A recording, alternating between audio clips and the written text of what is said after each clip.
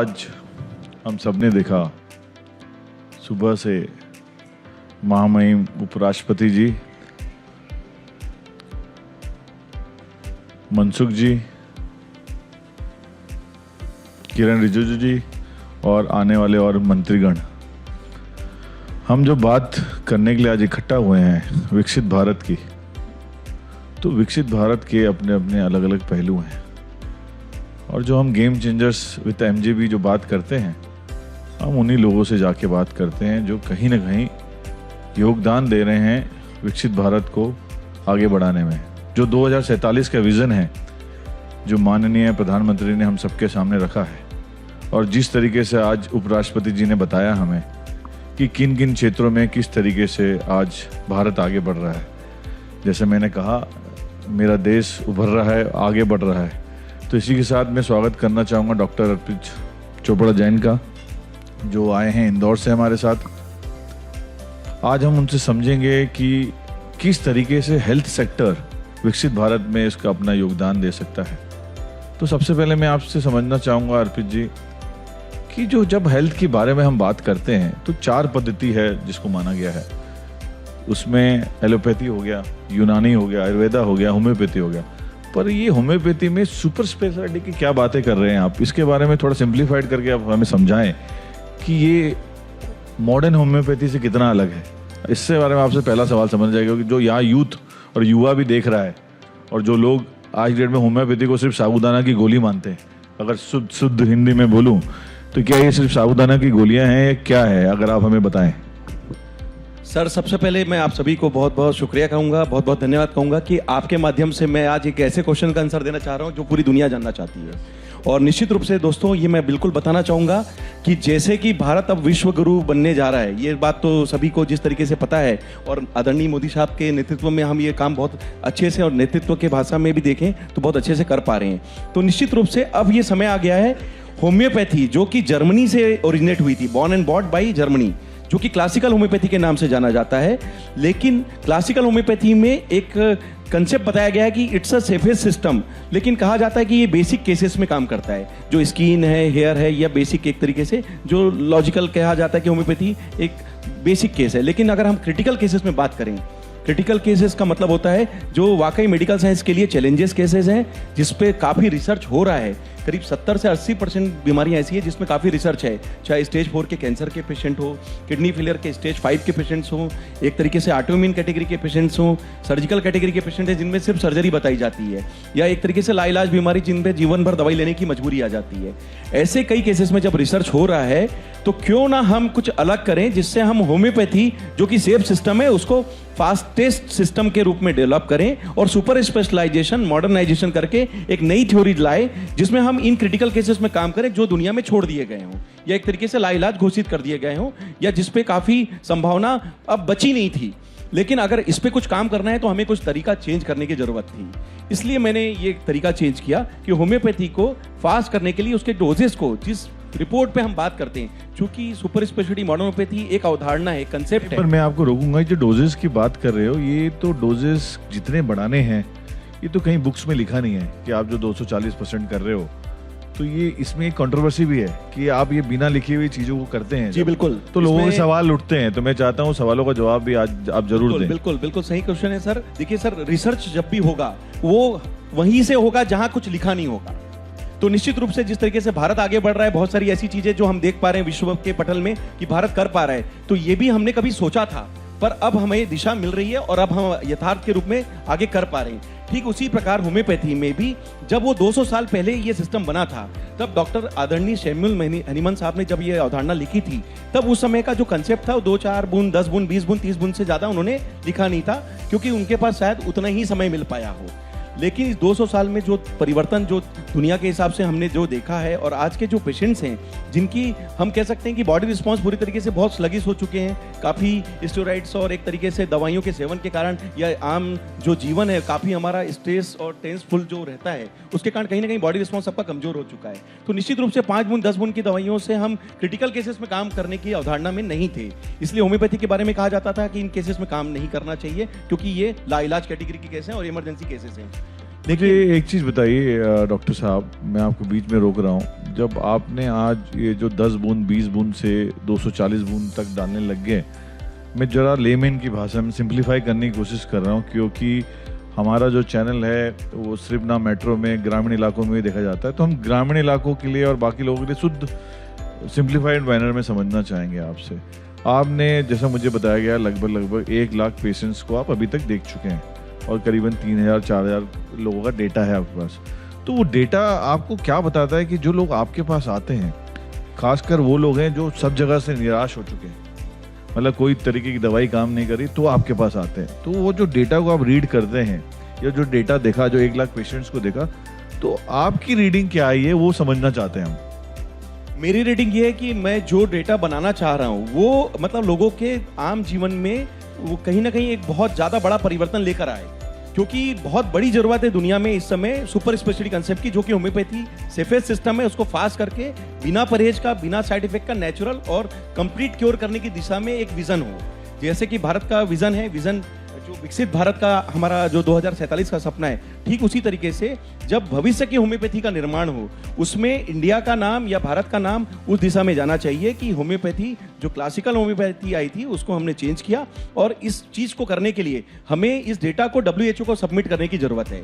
WHO जब तक हमें कोई एविडेंस बेस्ड सिस्टम या यथार्थ डेटा के आधार पर जब हम उसको देंगे तभी उसको वेरीफाई कर पाएगा। तो साइंटिफिक रीजन के हिसाब से हम बात करें या लॉजिकल जो बात करें, तो सीधी सीधी बात है कि जो दिखता है वही आगे बढ़ता है और उसके लिए यथार्थ और प्रमाण होना बहुत जरूरी है। झूठ को बढ़ाया जा सकता है पर सच जो होता है और तेजी से आगे बढ़ता है। बिल्कुल सही बात तो है कि सच को हमें बताने की जरूरत कम पड़ेगी और डेटा अगर जाएगा 3000 से ज्यादा पेशेंट्स का भारत की ओर से, तो निश्चित रूप से सुपर स्पेशलिटी कंसेप्ट को जो लॉन्च करने का जो हमारा मुहिम है, सपना है आदरणीय मोदी साहब जी के नेतृत्व में जो मैं करना चाह रहा हूँ, कहीं ना कहीं बहुत जल्दी साकार हो पाएगा। ये आज इसी तरीके के जो मिथ को दूर करने के लिए हम आपसे बात करने आए हैं। मेरे सामने श्री बसंत गोयल जी भी बैठे हुए हैं। बसंत जी एक बहुत बड़े समाज सेवी हैं, रोहतास नगर से आते हैं और साथ में फार्मास्यूटिकल के बड़े ब्रांड एम्बेसडर भी हैं। तो मैं उनसे पूछना चाहूँगा, अगर माइक हो तो कोई उनको दे दीजिए, कि ये एलोपैथी वर्सेस होम्योपैथी का क्या कारण है और एलोपैथी को आप किस तरीके से बसंत जी देखते हैं। बसंत जी से भी सुनना चाहूँगा, अगर माइक हो तो प्लीज बसंत जी के पास भी माइक दे दीजिए आप।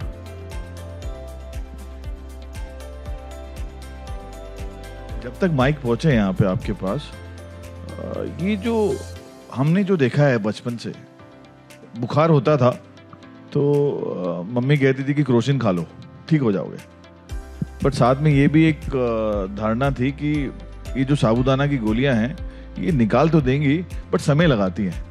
तो उसमें आपका क्या कहना है? जब मैं उससे पहले बसंत जी के पास जाऊं, आप इस सवाल का जरूर जवाब दीजिए। बिल्कुल, ये जो चूंकि बुखार एक मतलब तुरंत में एक्यूट केस माना जाता है, तो लोगों को इतना सब्र नहीं होता है कि हम इतना वेट करें और वो बॉडी को हार्म भी पहुंचाता है। तो निश्चित रूप से उसमें होम्योपैथी का अगर रोल हम देखते हैं, तो जिस तरीके से आपने एलोपैथी में बताया कि क्रोसिन दिया जाता है या पैरासिटामोल दिया जाता है, तुरंत असर करता है। होम्योपैथी में तुरंत असर करने के लिए हमारे पास मदर टिंचर्स की एक रेंज होती है, जिसको हम एक्यूट फॉर्म में भी तेजी से यूज करके और फास्ट ट्रीटमेंट के लिए यूज करते हैं।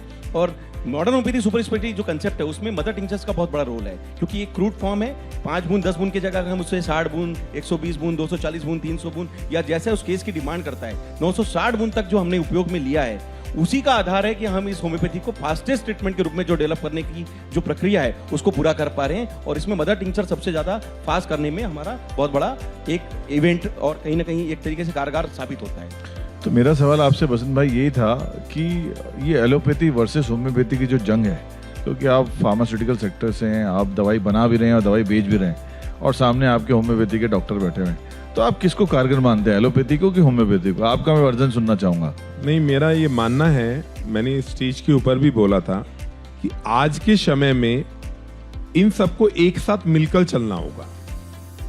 एलोपैथी के साथ होम्योपैथी और आयुर्वेदिक को एड ऑन करना होगा, तभी हम श्याम दान दंड भेद बोला जाता है। वो इसीलिए बोला जाता है कि किसी भी व्यक्ति को स्वस्थ करने के लिए, आज डॉक्टर अर्पित के पास ऐसे केसेज आ रहे हैं जिसको जो एलोपैथी में कह देते हैं कि आपकी जिंदगी 15 दिन की बची है और उसको ट्रीट कर रहे हैं। तो मेरा ऐसा मानना है कि एलोपैथी, आयुर्वेदिक और होम्योपैथी तीनों को एक साथ यदि ले जाके एक प्लेटफॉर्म पे रखा जाए तो हम पेशेंट को 100% क्योर कर सकते हैं। तो आप मानते हैं एलोपैथी वर्सेस होम्योपैथी नहीं, तीनों को साथ में चलना तीनों चाहिए। को साथ में बहुत लेके बढ़िया। चलना चाहिए। तो साथ में यहाँ पे हमारे खालिद भाई भी बैठे हैं उड़ीसा से, डॉक्टर सौभाग्यवर्धन भी हैं।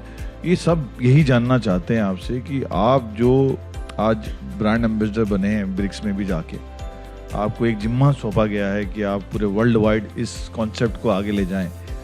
तो ये इस अचीवमेंट को आप कैसे देखते हैं और आपका प्लान क्या है, इसको कैसे आप आगे बढ़ाएंगे? और मैं इसके लिए हमारे आदरणीय प्रधानमंत्री साहब आदरणीय नरेंद्र मोदी जी को बहुत बहुत धन्यवाद और आभार दूंगा कि उन्होंने हमें मौका दिलवाया। और ब्रिक्स में जिस तरीके से भारत अभी लीडिंग जो प्रक्रिया है भूमिका में जो नजर आता है, जिस तरीके से हम देखते हैं, उसमें अब as a official representative for homeopathic medicine जो कि मुझे 22 देशों के लिए नियुक्त किया गया है, वो भूमिका मुझे पिछले महीने जो ड्यूमा में हमारा जो रशियन पार्लियामेंट है वहाँ पर मुझे ये अपॉइंटमेंट दिया गया है। तो निश्चित रूप से ये जो भूमिका बहुत बड़ी भूमिका है कि अभी तक मैं जो भी रिसर्च कर रहा था उसको हम बता रहे थे, और नेशनल लेवल पे जो हम बता रहे हैं उसको आप इंटरनेशनल लेवल पे जब ले जाने की बात करते थे तो कहीं ना कहीं एक बहुत बड़ा मंच जो हमें जो जरूरत थी, और कहीं ना कहीं उसको जो समझने के लिए जो प्रक्रिया थी, जो WHO तक जाने की एक सीढ़ी कह सकते हैं, उसमें बहुत जरूरी है कि भारत की चीज को हम आगे बढ़ाएं, उसके लिए इंटरनेशनल प्लेटफॉर्म का मौका मिले। और ये आदरणीय प्रधानमंत्री जी के नेतृत्व में ये सौभाग्य मुझे इंडिया से मौका मिला है कि मैं सुपर स्पेशलिटी मॉडर्न होम्योपैथी के कंसेप्ट को, जो हमारा रिसर्च बेस्ड जो कंसेप्ट है, उसको हम 22 देशों में इसके प्रचार प्रसार में जो इनका एक्सचेंज प्रोग्राम होता है उसके थ्रू हम बताएं, और उन देशों में भी ये जो नया कंसेप्ट जो इंडिया से हम लॉन्च कर रहे हैं उसके जो आगे की जो भूमिका है उसमें जो भारत का नाम जा रहा है, उसमें जो मेरा जो उद्देश्य है कि जिस भी तरीके से हम बताने की कोशिश करेंगे उन देशों में भी इसका जो लाभ है जब उन्हें मिलेगा, तो एविडेंस एंड पैथोलॉजी के हिसाब से जो रिसर्च बेस्ड जो आइडियाज़ हैं वहाँ पर भी जो इमर्जिंग जो डॉक्टर्स हैं वो उसका यूज़ करेंगे। और भविष्य में जब ये WHO में जब सबमिट होगा तो कहीं ना कहीं ब्रिक्स की ये जो भूमिका है जब इंडिया से जाएगी तो उसका एक प्लेटफॉर्म जो मिलता है ये research based evidence based system बनाने के लिए बहुत कारगर साबित हो सकता है। मैं चाहूँगा इसमें जरूर एक ताली बनती है कि एक ब्रिक्स के मेंबर बने हैं, और कैसे इस होम्योपैथी को आगे ले जाने में जो आप काम कर रहे हैं मॉडर्न होम्योपैथी को, उसमें बहुत बड़ा योगदान है। पर आप आज लाइव हैं, लोग देख रहे हैं आपको हर जगह, कंट्री इंटरनेशनल में भी, और WHO से आपकी क्या डिमांड है? आप क्या चाहते हैं कि इस चीज़ में किसको कैसे आगे बढ़े? अगर आपको एक डिमांड करनी हो, आप मान के चलिए लाइव आपको सुन रहे हो, तो आप क्या डिमांड करेंगे? बस मैं यही कहना चाहूँगा कि दुनिया में जब इतनी असंभव बीमारियों पे इतना रिसर्च जब मौजूद है तो सिस्टम में चूंकि सुपर स्पेशलिटी मॉडर्न होम्योपैथी एक नया सिस्टम डेवलप हो रहा है, मैं उम्मीद करूंगा कि वहाँ के ऑफिशियल्स हमें जल्दी से जल्दी वेरीफाई करें, जो हमारा डेटा है उसको वेरिफिकेशन में लें। और इतना खुल के मैं बोल रहा हूँ कि जो सच है उसको प्रमाण की जरूरत नहीं होती, और सच है तो उसको आगे बढ़ने का पूरा उसका लॉजिक होना चाहिए, क्योंकि ये जो मेरा काम है वो WHO के जब हम सबमिशन में देते हैं तो निश्चित रूप से किसी न किसी की जान बचाने में पूरी दुनिया में यूज होने वाला है। तो जब हम फिजिकल, मेंटल और सोशल वेलबींग की बात करें, जो कि WHO की हेल्थ की एक्चुअल डेफिनेशन है कि जब हम किसी पेशेंट को ठीक करें तो फिजिकली ठीक करें, मेंटली उसको कॉन्फिडेंस दें, और सोशली उसको समाज में जिस बात के लिए वो जाना जाता है, माना जाता है, उस चीज का वो डॉक्टर कह सकते हैं, वहां पर वो अपनी भूमिका अच्छे से कर पर्याप्त रूप से अपन समय दे सके या वहां पे खड़ा हो सके।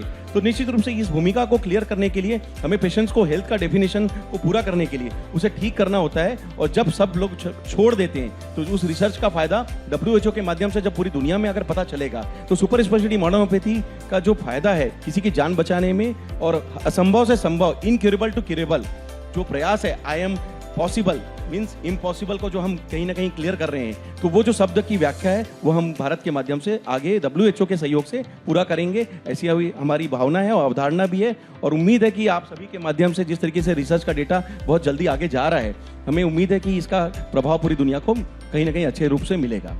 मैं चाहूँगा अपने कलीग आशीष से कि 2 क्वेश्चंस ऑडियंस से लेना चाहेंगे कि अगर कोई हमारे में से ऐसा है कि जिसने मॉडर्न होम्योपैथी को कभी ना कभी अपने इलाज के लिए यूज़ किया हो, तो उनका अनुभव भी सुन लेते हैं। लाइव टेस्ट भी हो जाएगा आपका यहाँ पे आज, लोगों का क्या मानना। अगर खालिद भाई से सवाल पूछा जाए, खालिद खान साहब, आपका क्या व्यू, आपने कभी मॉडर्न होम्योपैथी यूज़ किया है कभी किसी बीमारी में? ये हम लाइव सुनना चाहते हैं आज कि मॉडर्न होम्योपैथी वर्सेस एलोपैथी में कितना डिफरेंस है और क्या लोगों को ये सही में ठीक करने में मदद कर रहा है। आपका क्या अनुभव है इसमें?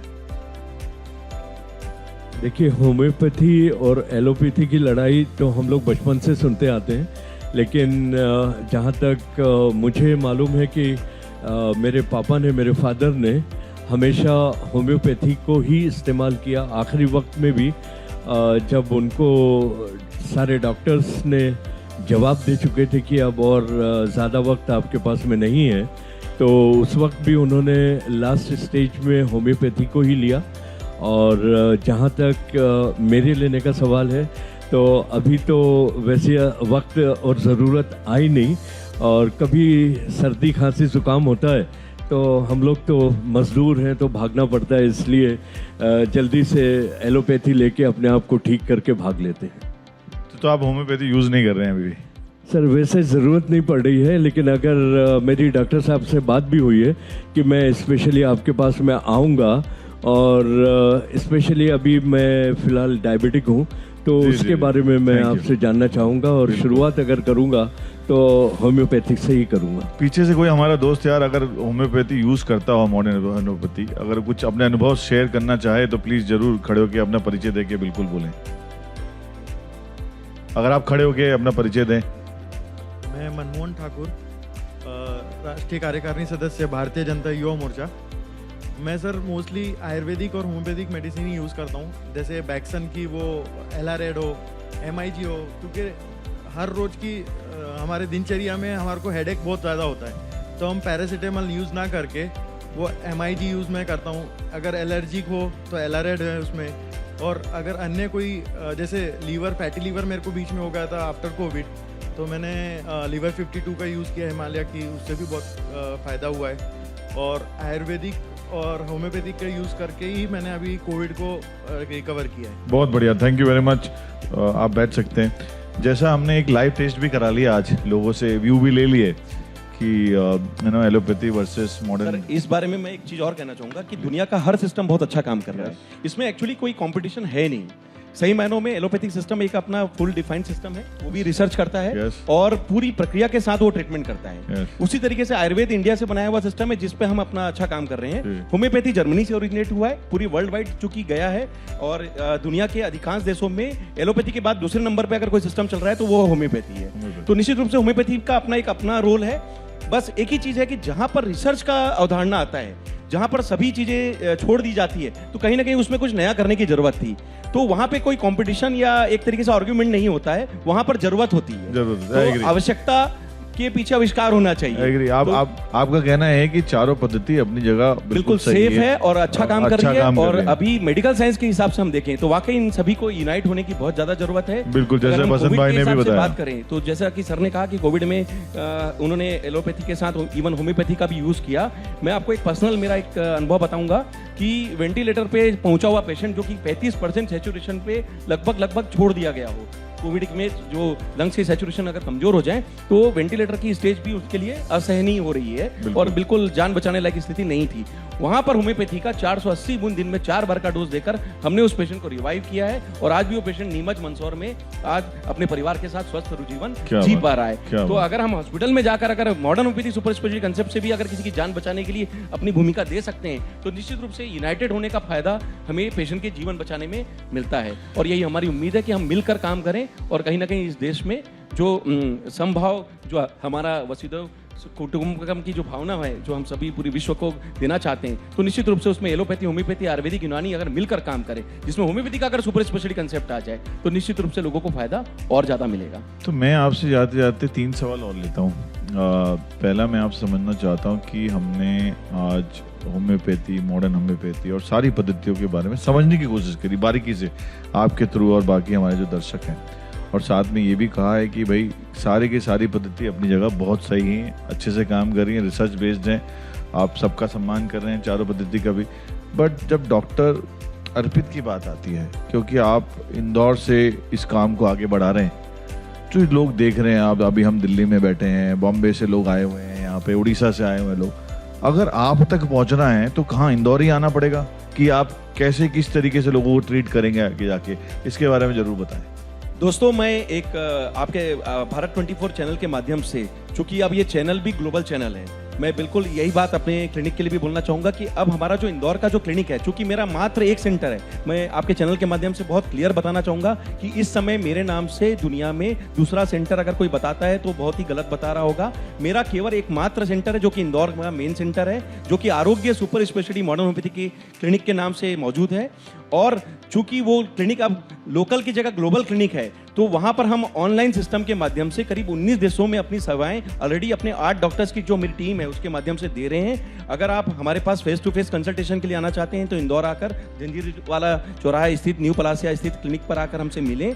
अगर किसी कारण से आप हमारे पास आने की स्थिति में नहीं है तो भी हमने इतना स्मूथ सिस्टम किया है कि डिजिटलाइजेशन की ये जो युग है इसमें व्हाट्सअप या आप एक तरीके से सोशल मीडिया के माध्यम से, ईमेल के माध्यम से या यूट्यूब के माध्यम से भी आप जहां से हमारे बारे में समझते हैं आप हमसे जुड़ें और अपना डेटा हमें शेयर करें। हम लोग आपका केस टेकिंग लेकर आपको कुरियर के माध्यम से ऑनलाइन सिस्टम से भी आपके देश में जहां आप रह रहे हैं हम आपको मेडिसिन की डिलीवरी सुनिश्चित कराने के लिए हम लोग बाध्य हैं और एक तरीके से उसकी सेवा देने के लिए हम पूरी कोशिश कर रहे हैं। बिल्कुल, अभी आप ये कह रहे हैं कि डिजिटली भी आप इस चीज को इंश्योर कर रहे हैं कि कोई भी कहीं बैठा हो। जिस केस में मैं काम करता हूँ तो लोगों को ये लगता है कि चूंकि क्रिटिकल केस है उनकी जान मेरे हाथ में रहे जी, तो निश्चित रूप से उसके लिए उनका विश्वास और एक कह सकते हैं मेरे जुनून या मेरी मेहनत बहुत ज़्यादा रहती है। इसलिए मैं अपने आप को मल्टीपल्स में ना ले जाकर मैं एक जगह केंद्रित हूँ। अभी फिलहाल मेरा इंदौर का सेंटर है और चूंकि लोगों की उम्मीद रहती है कि मैं खुद डील करूँ और इन केसेस में ज़्यादा अच्छा परफॉर्मेंस दूँ, तो हालांकि मेरे पास पूरी 8 डॉक्टर्स की टीम है, लेकिन चूंकि सम्मान और पेशेंट्स की जो भावना होती है वो कहीं ना कहीं साइकोलॉजी से भी जुड़ती है और मेरा वहाँ रहना उनके लिए शायद मस्ट भी होता है। इसलिए मैंने उसको सुनिश्चितता उपलब्धता कराने के लिए उसको ऑनलाइन सिस्टम से जोड़ दिया है ताकि आप हमसे कहीं से भी बिल्कुल। रहकर अभी बात करें। दुनिया डिजिटल की तरफ बढ़ रही है तो आप ट्रीटमेंट का फायदा ले डिजिटल को तरफ आप बढ़ाने की कोशिश कर रहे हैं। अब जैसा कि हमारा जो शो भी है जो हम करते भी हैं गेम चेंजर में, हम उस गेम चेंजर की निजी जीवन में भी झांकने की कोशिश करते हैं। तो उसके 2-3 सवाल मैं आपसे आखिरी में ले लेता हूँ कि आपकी पैदाइश हुई है गुजरात नवसारी में, पढ़ाई करी आपने छत्तीसगढ़ में, शादी करी आपने इंदौर में एमपी में, तो मतलब तीनों राज्यों का आपको अनुभव है। तो बचपन में आपने मुझे बताया गया कि पढ़ाई लिखाई में आप बड़े मतलब होनहार और तेज थे, तो आपका ध्यान कैसे है? क्योंकि आपकी फैमिली में 19-20 डॉक्टर हैं जो मुझे रिसर्च के दौरान पता चला, तो वो सारे के सारे डॉक्टर एलोपैथी की तरफ हैं।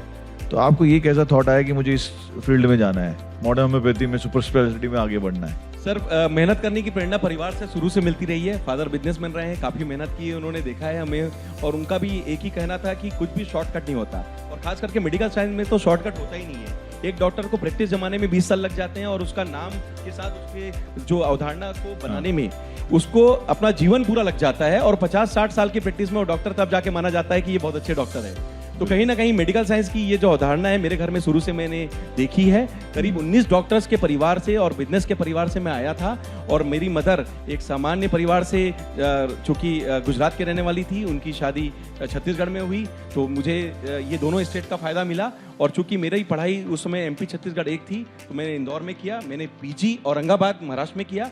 तो मुझे चूंकि 3-4 स्टेट्स का जो एक तरीके से अनुभव कह सकते हैं, या अपने पारिवारिक जीवन में जो मैंने इन सब चीज जगह रहने का जो मुझे सौभाग्य मिला, उसका फायदा मिला एक नया रिसर्च लाने में कि कुछ भी करो तो अलग करो और कुछ डिफरेंट करो। परिवार की जो प्रेरणा थी 19 डॉक्टर्स के परिवार में कि होम्योपैथी से भी कोई रिसर्च वाला फील्ड लेकर कोई बंदा तैयार हो, तो उस वक्त चूंकि मेरा नंबर था, उन्होंने मुझे आगे किया, और उन लोगों के आशीर्वाद से, आप सभी की प्रेरणा से, और मेरा एक जुनून है कि असंभव कुछ भी नहीं होगा। ये जाने से पहले, इस जन्म में जाने से पहले दुनिया में जितनी असंभव बीमारी है उस पर इलाज सुपर स्पेशलिटी मॉडर्न होम्योपैथी से हमारा डेटा के माध्यम से हम साबित करें, ऐसी मेरी मन की भावना है, और इसमें ईश्वर का प्रयास है। मैं एक माध्यम हूँ, शिफा वो देता है, करना मेरा काम है। मैं अपना काम ईमानदारी से 1000% करने की कोशिश करता हूँ, और मेरा काम अगर मैं कर पाता हूँ तो मुझे मालूम है कि अगर हम अच्छा काम करेंगे तो परिवार का नाम भी बढ़ेगा और इन तीनों स्टेट का नाम भी आगे 100%। बट मेरे आखिरी के 2 सवाल हो रहे हैं क्योंकि ये टिक टिक टाइमर का आप हो चुका है, प्रिया भी आ चुकी हैं। आपसे मैं आखिरी के 2 सवाल ये लेना चाहता हूँ कि आपके माता पिता में आप सबसे ज़्यादा किसकी क्लोज है? क्योंकि आपकी माता जी खैरागढ़ की नीरा चोपड़ा जी मेयर भी रही 5 साल, तो पॉलिटिक्स का भी माहौल देखा आपने घर में, डॉक्टरी भी देखी, और फादर आपके बिजनेस, एकदम डाइवर्स बैकग्राउंड है आपका। सबसे ज़्यादा करीब किसके रहे आप? अपनी मदर के बहुत करीब हूँ। नीरज चोपड़ा जी के मेरी मदर के बहुत करीब हूँ। मेरा जन्म हुआ था सर जन्माष्टमी के दिन। अब फादर भी देख रहे होंगे चैनल अभी। फादर देख रहे हैं, फादर की प्रेरणा रही है। जन्माष्टमी के दिन जन्म हुआ था, तो वो तिथि के हिसाब से मेरा जन्म जन्माष्टमी के दिन जरूर मनाती है। तो मुझे ऐसा लगता है कि वो मुझ पे बहुत विश्वास करती है और वो बोलती है कि तुम सामान्य इंसान अपने आप को मत मानो, अगर उस तिथि में जन्म लिया है तो तुम्हारे हाथ में इतनी शक्ति होनी चाहिए कि तुम दुनिया के लिए अच्छा कर सको। तो उनका जो विश्वास है वो मेरा अंदर का एक परम विश्वास है। आपकी जो हॉबीज की बात करें तो आपको गाना पसंद है, क्योंकि आज माहौल तो किरण रिजिजू ने बांध दिया, तो हमने डॉक्टर को गाना गाते नहीं सुना आज तक लाइव। अगर आप 2 लाइनें गा दें तो मतलब बाहर सामने और भी डॉक्टर साहब बैठे हैं आपके, बिल्कुल साथ देंगे, इसमें ताली बिल्कुल बनती है। तो डॉक्टर को गाना गाते हुए पहली बार लाइव से मैं बहुत प्यार करता हूँ सर, आप सभी से मैं बहुत प्यार करता हूँ। जी। भारत 24 के माध्यम से मैं अपने चैनल के दर्शकों को से भी बोलूंगा कि आप सभी से मैं बहुत प्यार करता हूँ, और चूंकि ये वाकई मेरा घर का चैनल है। बिल्कुल। मतलब सर आपसे, मनोज सर से, जीसी सर से, यहाँ का पूरा जो मैनेजमेंट है लगभग कह सकते हैं कि मेरा घर जैसा है। बिल्कुल। तो मैं आपके लिए यही कहूंगा, हमें तुमसे प्यार कितना ये हम नहीं जानते, मगर जी नहीं सकते तुम्हारे बिना। हो हमें तुमसे प्यार कितना ये हम नहीं जानते, मगर जी नहीं सकते तुम्हारे। वाह वाह, इसमें ताली तो बिल्कुल बनती है कि पहली बार डॉक्टर साहब को हमने गाना गाते सुना live. Thank you very much Arpit ji, game changer with MJ में विकसित भारत में हमारे साथ जुड़ने के लिए बहुत बहुत धन्यवाद। Thank you sir, thank you sir. हमारा पता है आरोग्य सुपर स्पेशलिटी मॉडर्न होम्योपैथिक चिकित्सा क्योरवेल हॉस्पिटल के सामने, जंजीरवाला चौराहा, न्यू प्लासिया, इंदौर।